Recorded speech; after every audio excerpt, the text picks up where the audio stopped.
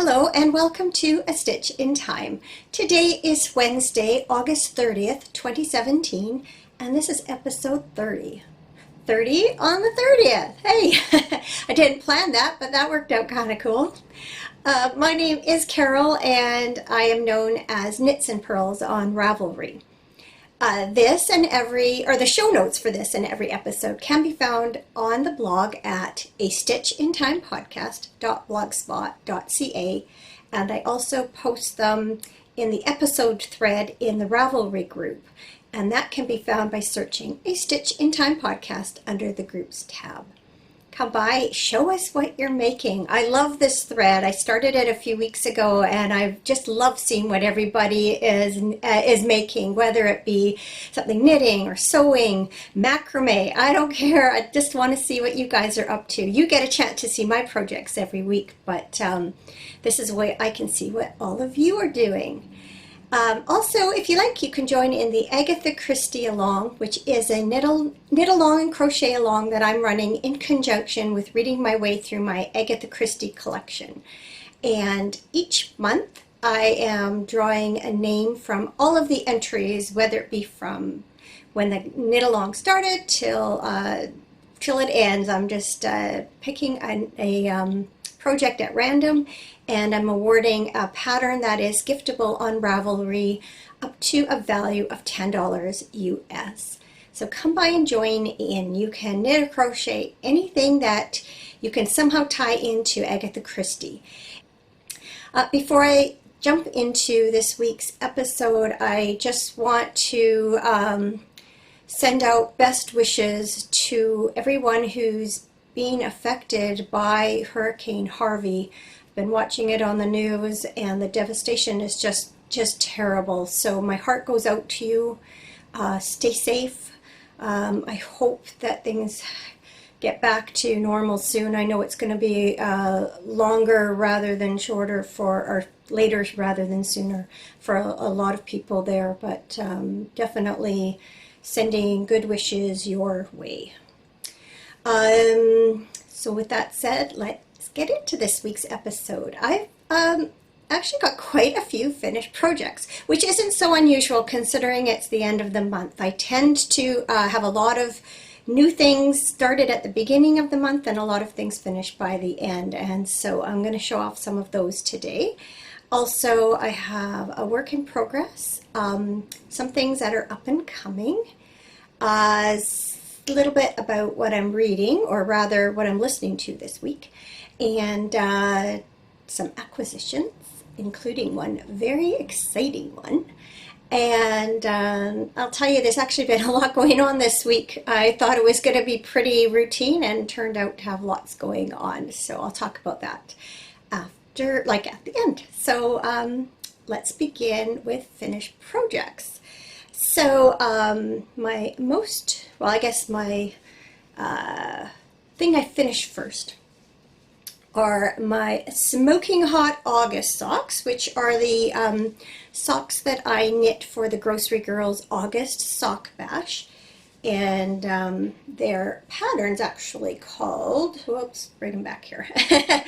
Project's actually called Girl on Fire by Cookie A.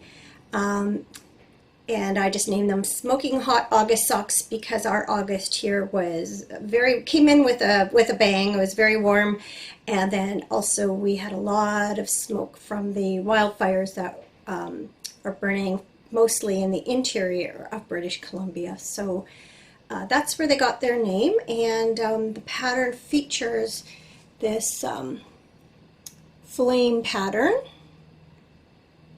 And you can see the yarn is kind of a blend of dark red and bright red, some brown, and a little bit of peach. And it is called, it's Manos del Uruguay Alegria, and it's in the Fuego colorway, which means fire. So I thought it was very fitting. So there we go.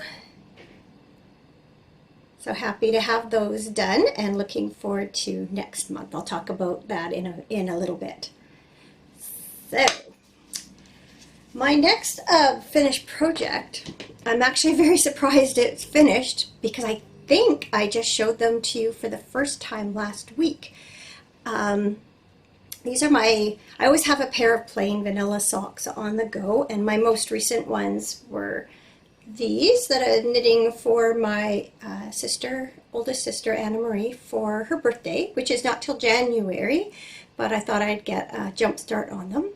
So the yarn is Arnie and Carlos from Regia in the Forest colorway.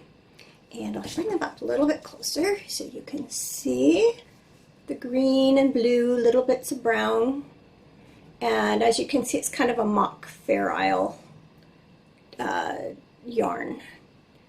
As I pointed out last week, there's some places where, because of it being a 72 stitch sock, and just with the gauge, some places the stripes didn't actually make it all the way around the sock. But in general, the effect is, I think, pleasing. I'm pretty happy with the gusset area. At first I wasn't sure if I was going to like how all of these stripes lined up here after doing the heel flap and gusset, but actually now that they're on sock blockers and laid out, I actually don't mind it too much. So there we go. So another gift done and can go in the gift pile. So I'm just going to take a quick sip of tea here. Stuck to my coaster. This is a cup you haven't seen. It's new to me. My daughter is moving and cleaning out her old place, and Pat brought a few cups over here, and I limited myself to one just because I have so many of my own. My husband would shoot me if I brought any more in, but I managed to sneak one in. So I'm drinking David's breakfast tea from David's Tea. So my next finished project, look away if you don't want to be spoiled. It is the Anthology Mystery Shawl by Very Busy Monkey. And I knit it in Madeline Tosh Moreno Light in the Begonia Leaf colorway. So here it is in all its glory. Kind of give you a little swoop by. You can really see it. Has this really nice cable section here, and that plays out in the center also. And then in between those are these leafy lace patterns. So it's blocked out to just slightly less than my wingspan, and it's the perfect size to wear as a scarf. Here, I'll just stand up a little so you can see it. So there we go. Quite pleased with how it turned out. The only thing I have a bit of a concern about is when I took it off the blocking mats, I see that this stockinette edge here, even though it's been blocked, there's a garter stitch edging, and then it has a stockinette band right next to it before you begin the main shawl, and it's rolling a bit, so I suspect that it's not going to hold its block, that it's going to roll like that when I wear it, but you know, that's a small thing, and it's not enough to worry about. So there we go. And last but not least, I was hoping to finish this yesterday, and it just my day didn't turn out quite as planned, and then I tried to stay up last night to finish it off, and it just didn't happen. I was too tired, so I got up this morning, finished it off, and it is my Rune Shawl by Helen Stewart. So it hasn't been blocked, but it has been finished. So there you go. And as you can see in the center, it might show up better on this yarn here. You have this rune, let's see. Sorry, there you go. There you go. A little rune lace pattern. That's really not showing up very well. Sorry. There, that's better. and that runs down the spine of the shawl into the edging. So as you can see, I used Knit Picks Hawthorn in the Cosmic Speckle colorway for the main body, and then I striped it with Luette Gems Fingering in the Caribbean Blue colorway, and then that's what the border is also in. So as you can see, the border is finished with a picot edge, so it has this eyelet pattern and then the picot edge. So when I was knitting it, I was kind of concerned. It didn't seem that big, and even unblocked, it really isn't huge. All in all, it used about a skein and a half of fingering weight yarn. And when I was knitting it, I thought I might have enough of the speckle to add an extra stripe. But then kind of doing the math based on what I'd knit, I thought I'd be cutting it awfully close. And then I was concerned also about having enough of the contrasting yarn for the edging, because if I added more stitches by doing an extra repeat of the stripe, I would have added extra stitches to it, and I didn't know if my contrasting color, if I'd have enough. In retrospect, I might have, but then I'm not really sure. So it's done now. I'm not changing it. It's just going to have to do. I know it will block out some, and it's right now it's more than my wingspan. I'm 5'3", so it's quite wide, and I'm going to guess it's maybe right now maybe 1.5 feet long. So I think I can at least get 2 feet out of this, probably more, maybe 2.5 by the time I'm done. So I think it'll end up actually quite a good size. This is for my daughter. It's definitely her colors, and so I haven't decided yet if I'm going to give it to her just right now, once it's blocked, just as a just because gift, or if I'm going to save it for Christmas. So I have a feeling I'll just give it to her. So I only have one project right now that's sort of being actively worked on, and that's the anthology Mystery Socks by Very Busy Monkey. So if you don't want to be spoiled, look away now and come back in a few minutes. I am knitting them out of Hazel Knits Entice, and that's in the Cirrus colorway. So I showed them to you last week, and I think I've actually only added about 6 rows on each, 6 or 8 rows on each. But that finished up this motif that goes on the front of the leg, and also finished up the gusset decreases. So that's how it looks on the foot.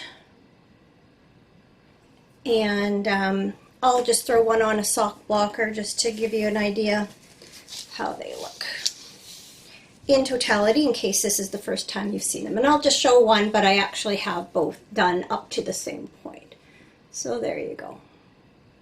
As you can see, is a lot of texture in this sock garter stitch, and cabling and lace. So definitely lots to keep your interest. And I'm looking forward to working the rest of this last chart and finishing them off. So that's that. So that's all that's off and on my needles.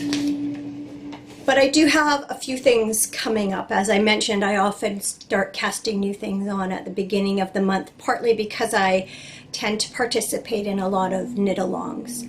So the Grocery Girls September Sock Bash will be starting on Friday, I guess, September 1st. Can you believe that? I just don't know where August went. Just in a flash, it's gone. So I was kind of considering a few different patterns for this. I thought I would look for a fall theme, which seemed like an obvious, theme for this month. And then this morning, when I looked at the Grocery Girls forum, there was a new thread for September Sock Bash, and this month you get an extra points, extra points if you have an autumn color, a leaf theme, or a school theme. So I went looking for different leaf themes, etc. And I ended up coming across this pattern by Star Athena, which is called Life Cycle Socks. And it actually is more of a harvest theme. For all the pictures, because there are quite a few, there are none that really show off the instep very well. I don't know if this is a better picture or not. You can see it has ribbing and kind of an interesting diagonal stitch pattern, and then you work your way up the leg with this ribbing and this very textured pattern going up the instep.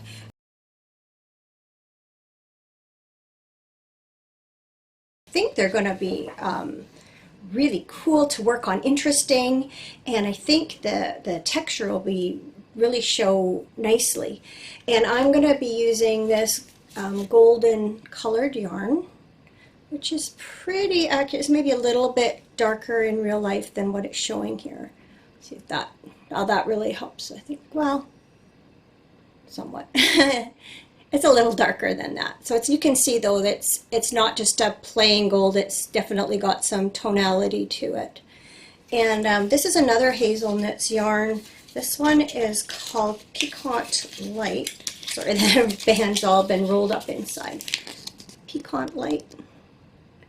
And it's in the honey, I don't know if that says there, it's in honey, anyways, the colorway.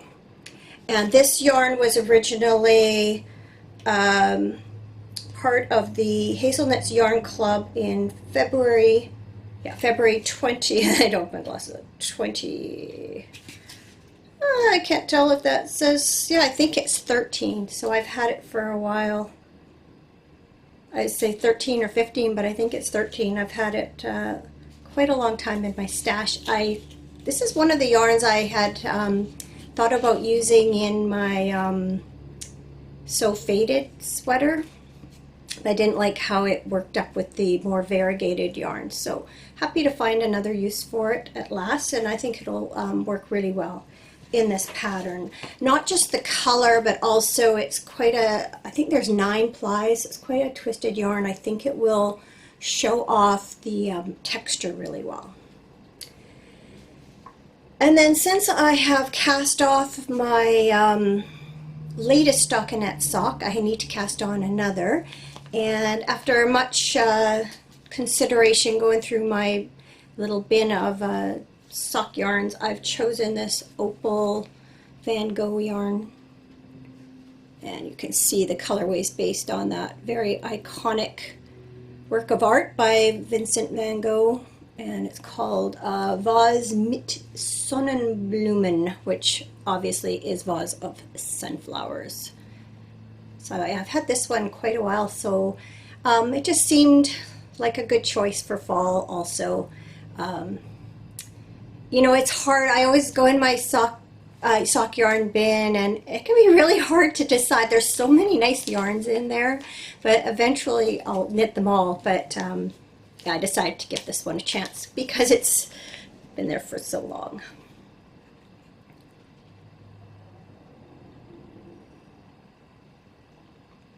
And I also have up and coming, I think it's September 7th, is the release of the 5th shawl in Helen Stewart Shawl Society 2.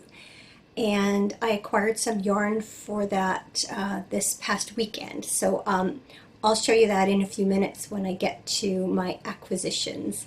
But hopefully I like the pattern. I know I didn't end up knitting the 3rd pattern, just wasn't to my taste. So I'm hoping that this is more along something I think I would actually use. It's not that I didn't like shawl number 3, just for my own taste. I don't care for a stole styled shawl, and so yeah, I just didn't knit that one, but I'm hoping that the 5th one coming up will be more to my taste.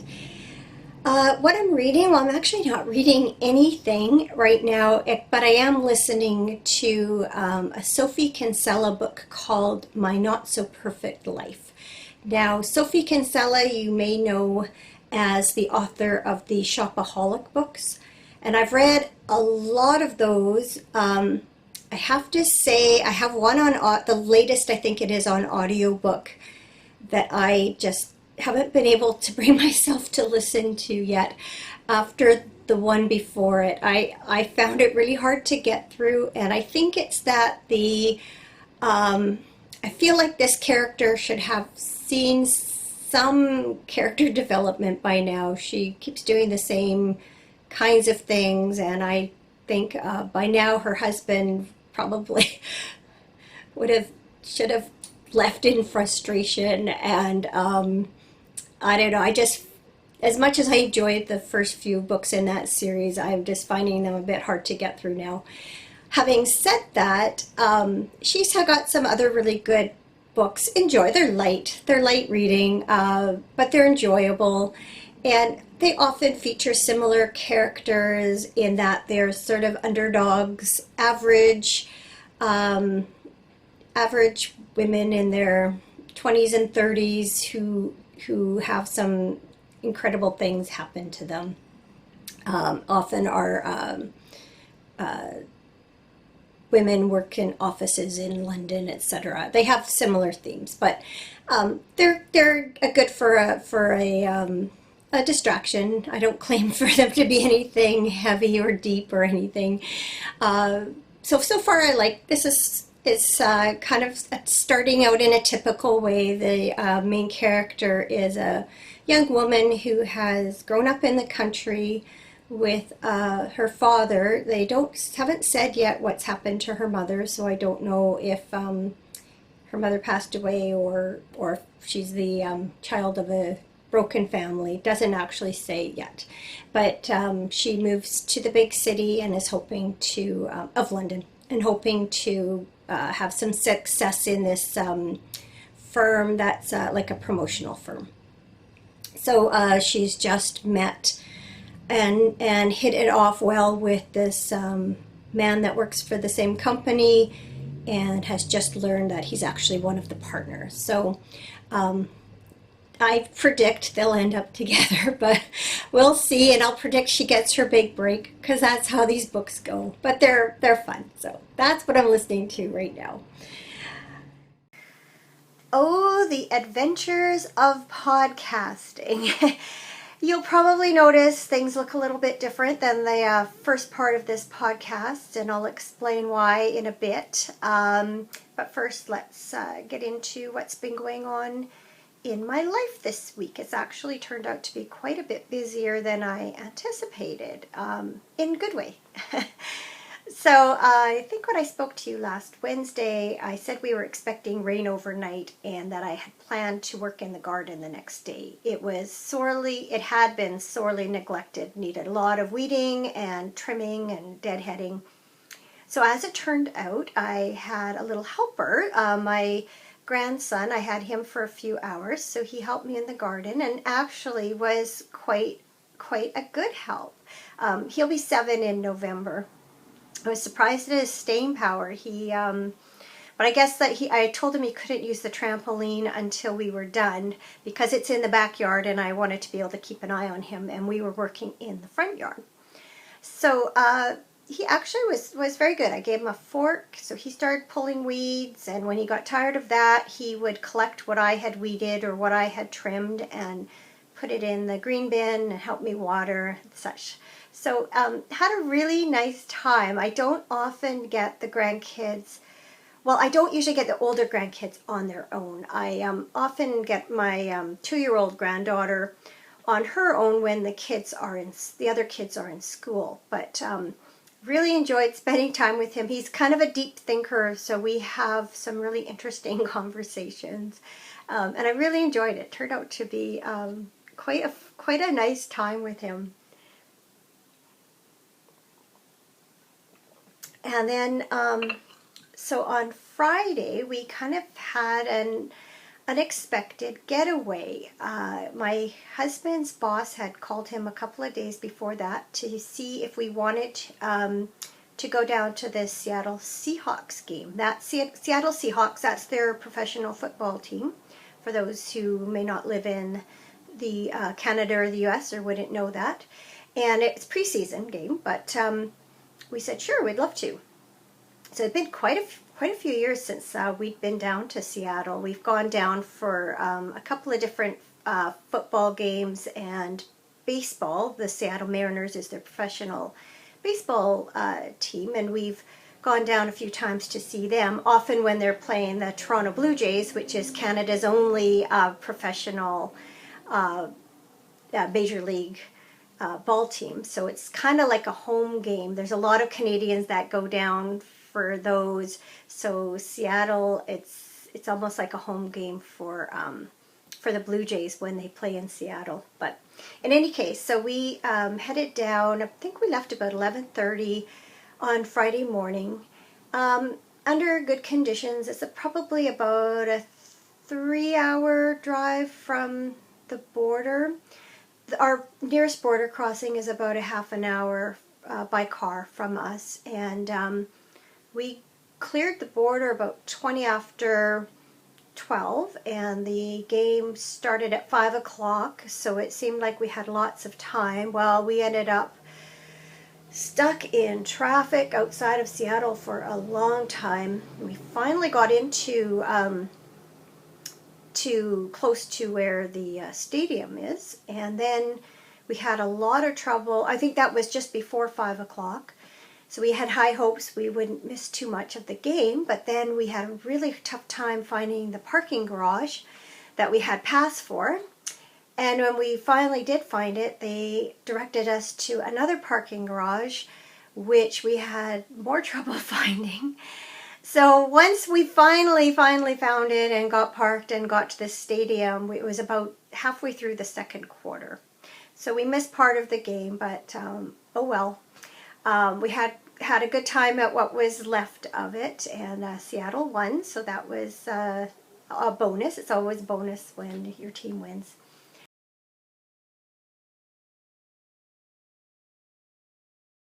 So then we headed to a hotel we'd booked in Bellevue, which is kind of, I think, northeast of Seattle a little bit.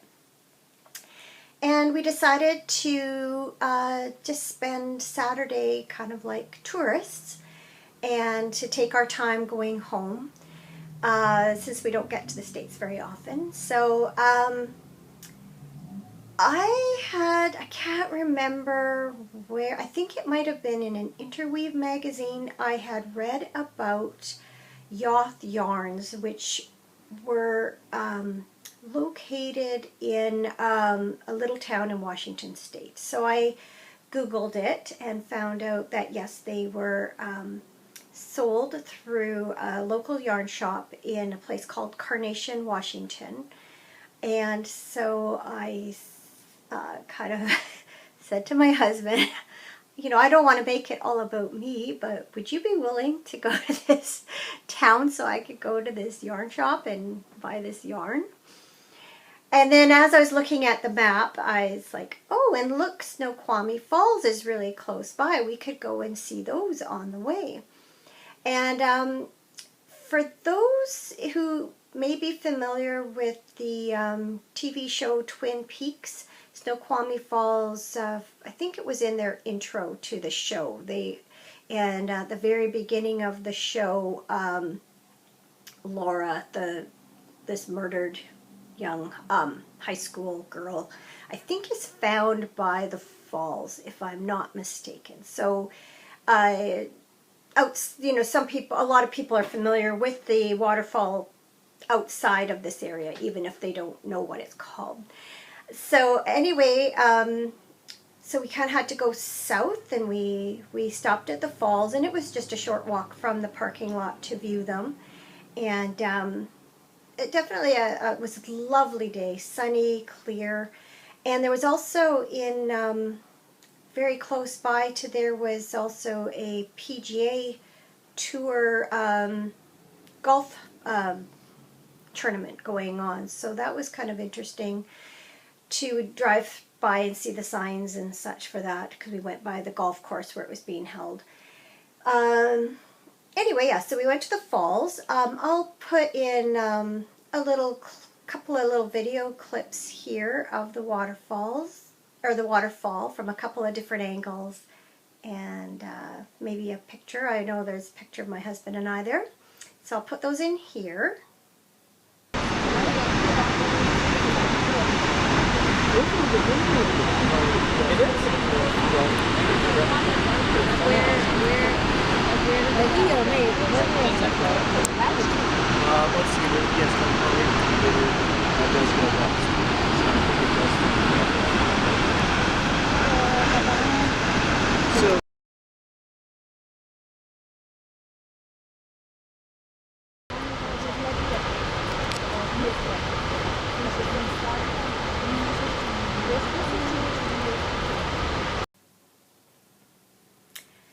And then we drove up to Carnation and found the yarn shop without any difficulty.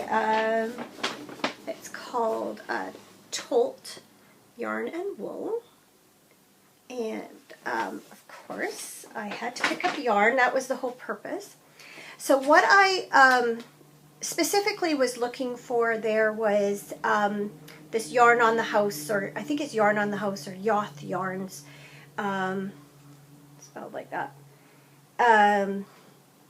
I had in mind to look for yarn for the next shawl in the Shawl Society collection.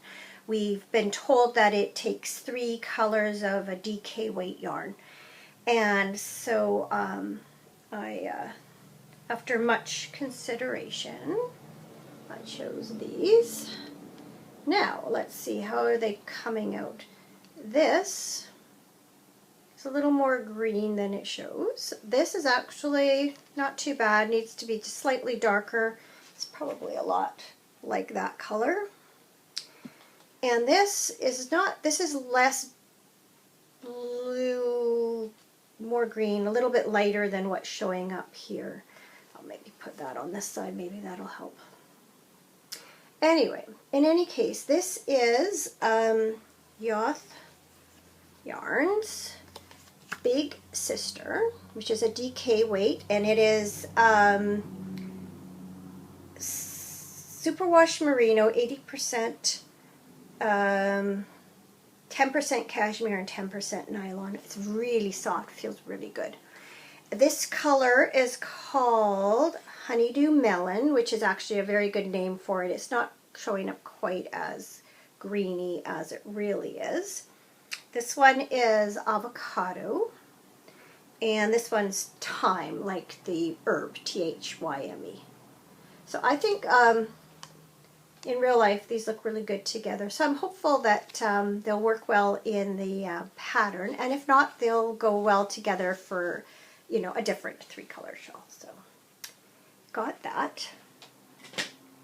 And then, oh, and I have to say, it was a beautiful yarn shop.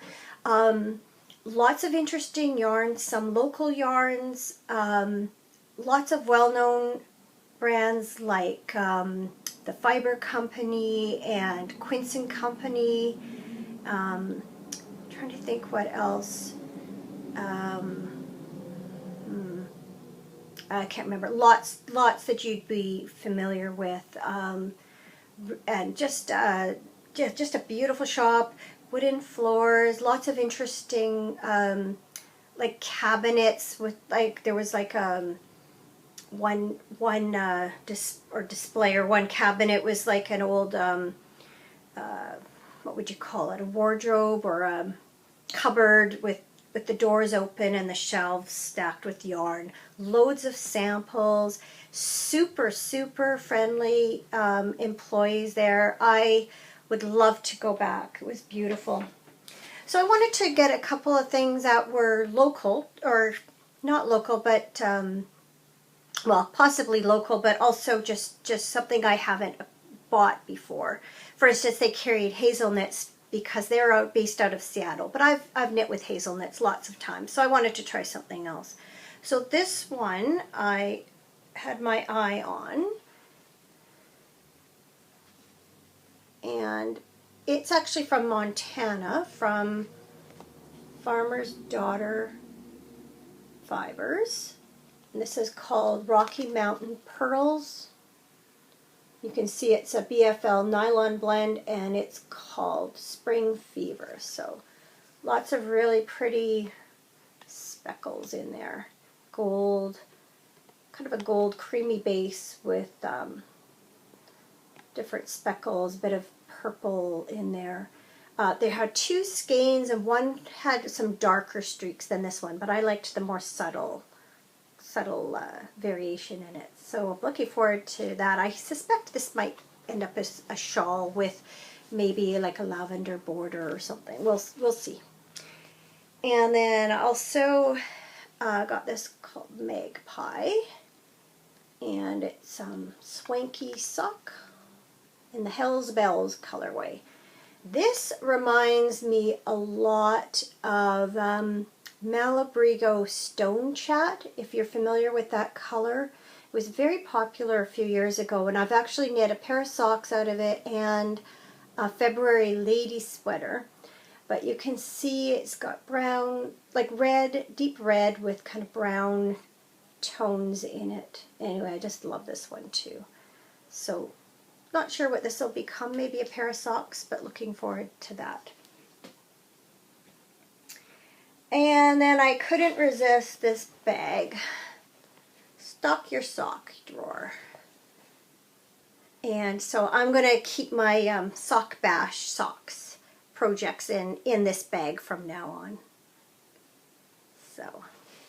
So that was my acquisitions there.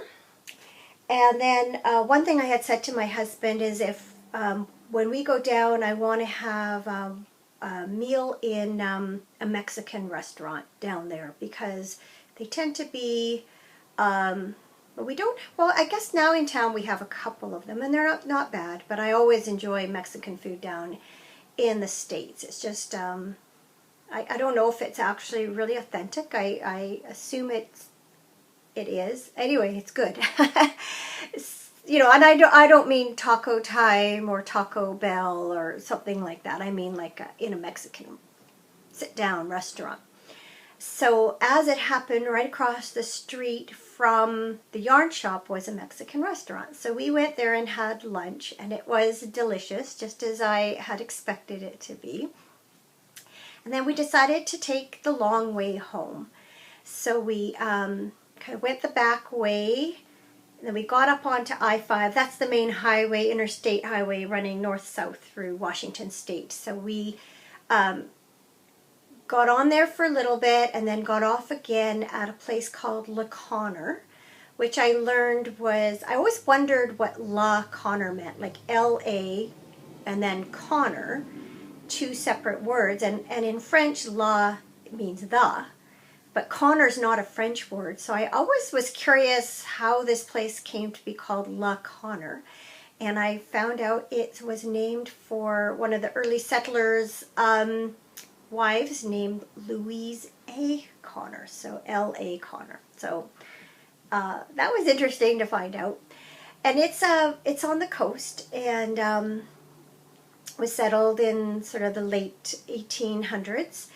And they've done a really good job of revitalizing or maintaining, maybe it's always been this good, their downtown area. So interesting looking buildings and nice shops, a couple of bars, a couple ice cream shops, candy store, lots of gift stores, things like that. So we enjoyed walking up and down the street and got ourselves some ice cream. And it was indeed, when we were sitting there having ice cream, up on the, there's like a set of stairs that goes up higher to a higher part of the town. And there was a place that had a balcony, a deck that looked like the front of a boat. So I'll put a picture in here of that.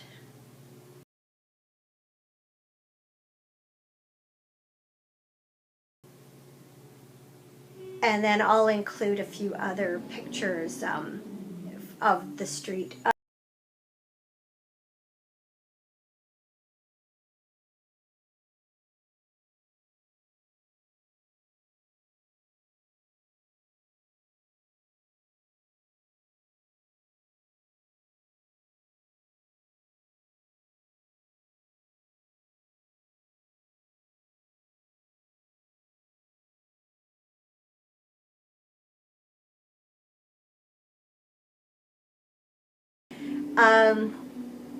So then from there, we got on the I-5 really briefly again, and then got off on a secondary highway called Chuckanut Drive. And Chuckanut Drive was the first road connecting northern Washington or northwest Washington state with points south. And so we've heard about it before but never driven it. And it turned out it went all along the coast, quite high up, narrow, windy road. So we stopped in a couple places and took some pictures there. So I'll put those here.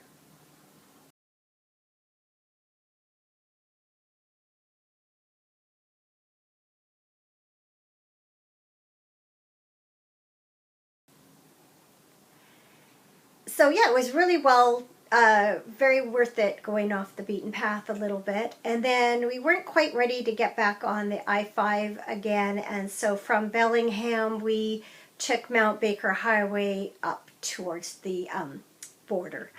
And I'll put a couple of pictures. Well, I'll put one picture of Mount Baker here that I took from the highway.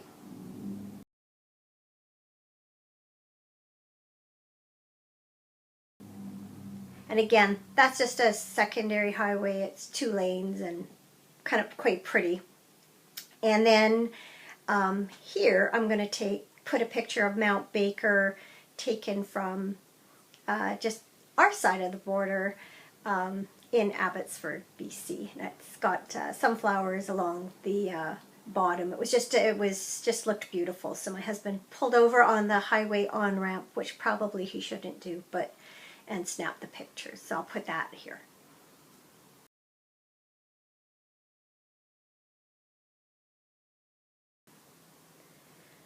So yeah, it turned out to be a really nice little unexpected getaway.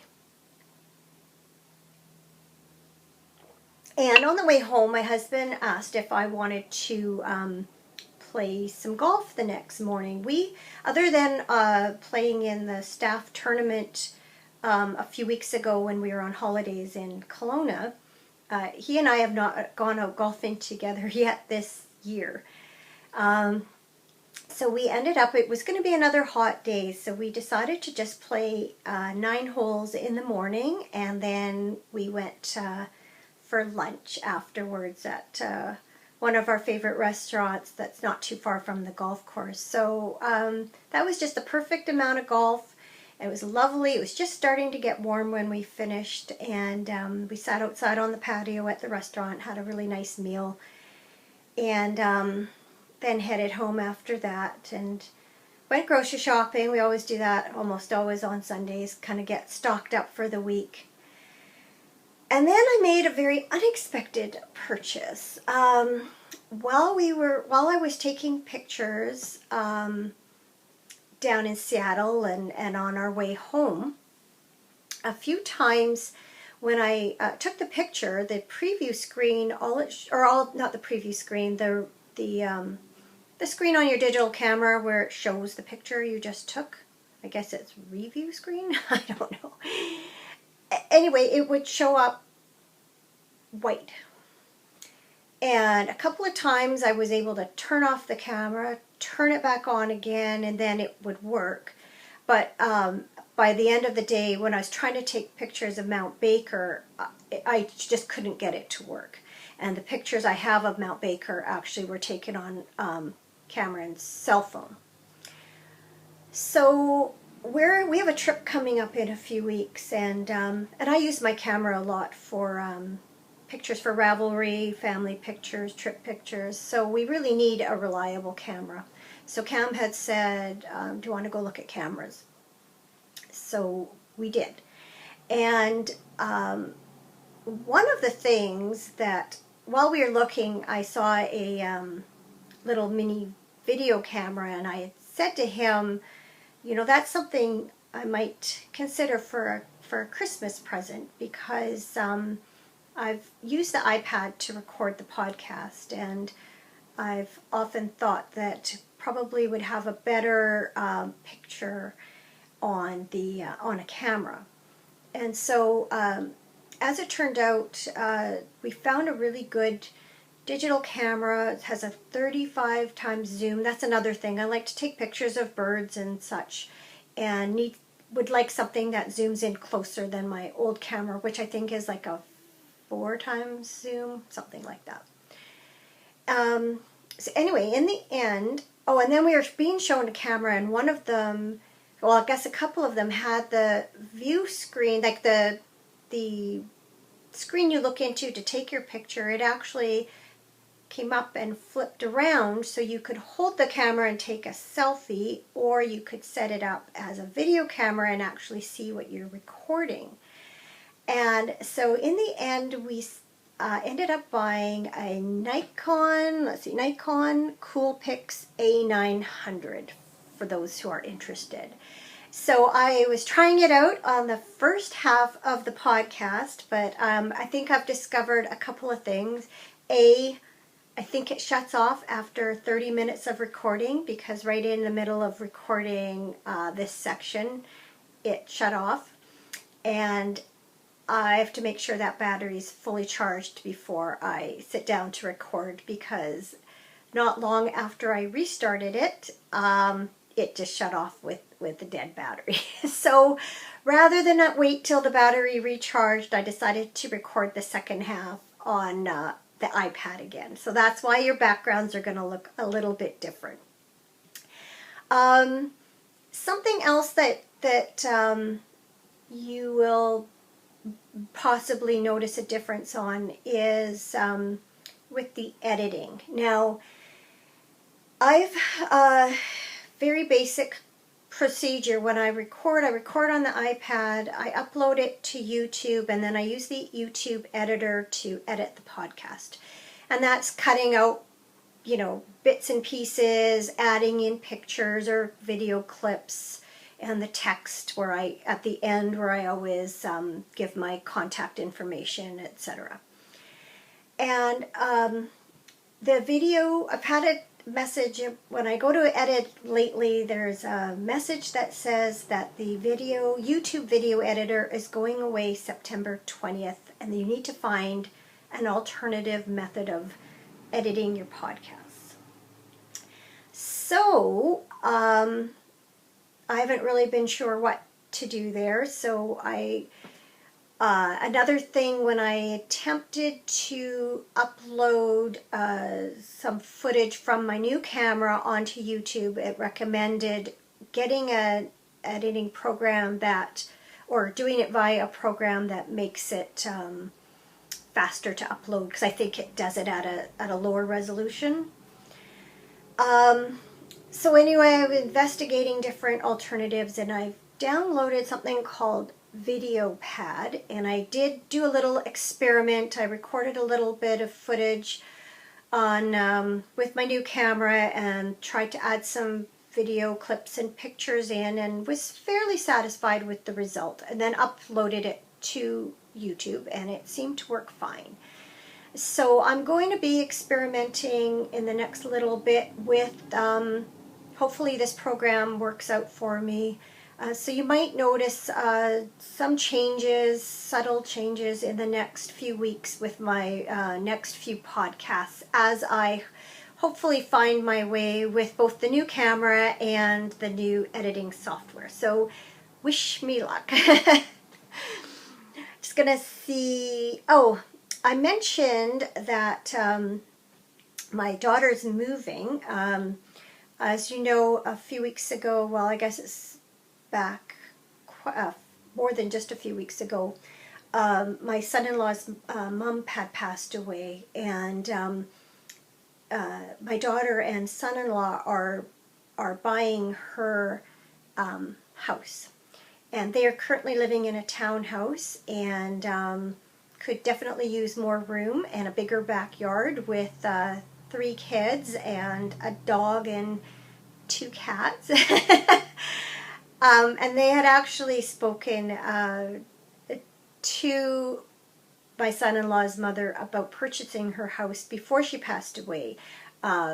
She had been ill and didn't think she'd be able to manage living in that house again, because there's stairs up to the front door, stairs up to the main living area, and it was just too much for her to manage.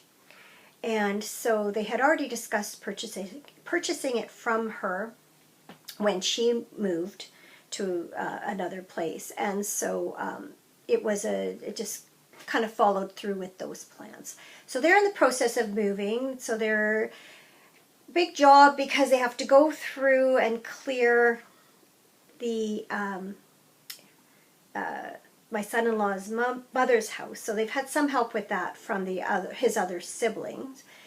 But then they also have to pack up their townhouse and then move things into the new house. So they have moved into it and are living there, but there's still work to do with still moving some things out of their old place and doing some a few repairs and touch-ups and such to get it ready to go on the market. So they've had a busy time. So I've babysat a few times to help out. So I actually had the kids yesterday, all three of them, for a while my daughter went over to the old place and took a load back to the new place and such. So exciting times for them. The kids will be going to different schools than they were expecting to. So they're on the waiting list in both of those. So hopefully that works out, that they can get in right away and not have to commute to their other schools.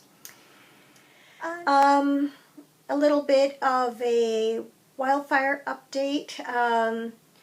As of what I read this morning, there's, I think, 138 current wildfires. The one that was affecting my mom is definitely becoming more contained, and there are new ones starting every day. But crews do seem to be getting a handle on those new ones fairly quickly. There was one that broke out last week, quite close to where we went golfing when we were in Kelowna last year, and there were a number of homes evacuated very quickly because of that fire. But it's now burning away from the homes, and a lot of people have been allowed to go back home. But that's scary for sure. I think I read today there's still, 2,000 people evacuated from their homes, but quite a few more are still on alert. So the wildfire situation's not over by any stretch, but it's definitely improved from a few weeks ago. And it's kind of smoky here again the last couple of days, but it's not from our BC wildfires. Apparently we're getting smoke from Northern California, Oregon, and Washington State. And so obviously they're dealing with wildfires in those locations too. So the air quality is, we've got an air quality alert, but it hasn't been bothering me as much as the few weeks ago when we had smoke completely obscuring around us for about a week and a half. I can still see our mountains a little bit through this. It's just hazier than normal. And we've had some very hot weather the last few days. Supposed to be, I think it was up low 30s, and today's a little bit cooler, supposed to be mid-20s, but we'll have a few days in the mid-20s, and then it's going to go back up to low 30s again. So for reference, you double and add 30 to get Fahrenheit, so 32 would be 64, 94, so pretty hot. And then humid on top of it. So the last few days were hot and sticky and icky. So it's nice. We've got a bit of a breeze today, sunny skies, sun and cloud, not quite so hot, so that's nice. And this coming weekend is Labor Day weekend here in Canada and the United States. And I'm not sure if it's what's the word I'm looking for, observed anywhere else. But it gives us a long weekend, so we are going up to our cabin. I'm very excited about that. It'll actually be our first weekend up there this year that's more or less just a holiday weekend rather than a work weekend. We will be closing or winterizing one of the cabins that we look after. But it should be fairly straightforward because we haven't had anyone really staying there this summer because of the wildfires. There's not a lot of cleaning to do, and then we'll just drain the lines and winterize them. So it should be fairly straightforward, shouldn't take too long, and we can actually just hang out for most of the weekend. One of my other sisters and her husband are also going up. My mom will be there. And then my crazy sister from Toronto is flying out just for the weekend. She was disappointed we weren't able to spend any time there when she came out for my niece's wedding, because it was supposed to be held at the cabins.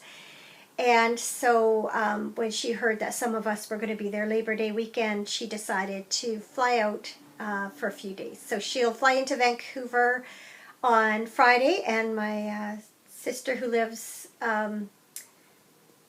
in Vancouver suburb my sister will meet her up. She'll SkyTrain it in, and they'll meet up and drive up together. And then we'll bring her home on Monday, and she'll fly out from Abbotsford, which is the airport close to us, on Tuesday morning. So bonus, get to see her again. We're quite close, so I'm really looking forward to that, and definitely looking forward to the weekend up at the cabins. So the weather's supposed to be nice, kind of high 20s, low 30s, so it'll be warm, but it'll cool off more there at night because it's a little bit in the mountains. It's always a little bit cooler this time of year, definitely at nighttime. So anyway, that's coming up, so looking forward to that. That's all that's going on in the foreseeable near future. This was the other exciting thing, is our neighborhood has recently received fiber optic capability for our TV and internet and telephone. So it's been brought to the house. Now we just need someone to come and install the box and install the stuff we need to actually access it. So that's happening on Tuesdays. So I'm looking forward to faster internet. That's the key, especially for when I'm podcasting. It takes a long time for videos to upload. And bonus too, it's actually cheaper than what we currently have. So our phone and our internet are both going to go down a fair bit. And then we're also going to review what we have for our TV, and should be able to knock some stations out. We don't watch a lot of TV. I think we've been paying for more than we need for a while now. So that should decrease our, because they're all bundled, our TV, internet, and telephone bill quite significantly. So that's a good thing. So I think that's it. That's all the news I have. So I should, as far as I know, be able to record again probably next Wednesday. Wednesdays seem to work pretty well right now. So I'm going to get this uploading, and when my battery is recharged, I'll upload the first half of this podcast and monkey around with the editing there.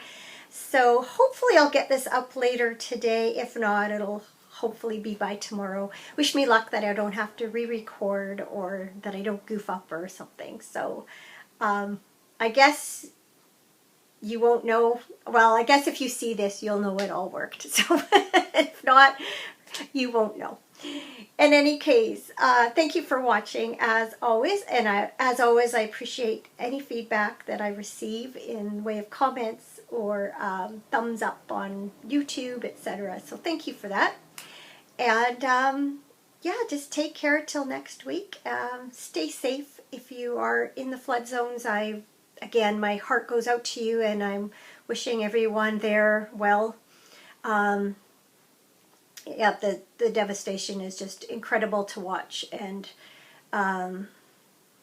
just wishing everyone well. And if you're not there, stay safe yourselves, and happy knitting, and take care till next week. Bye.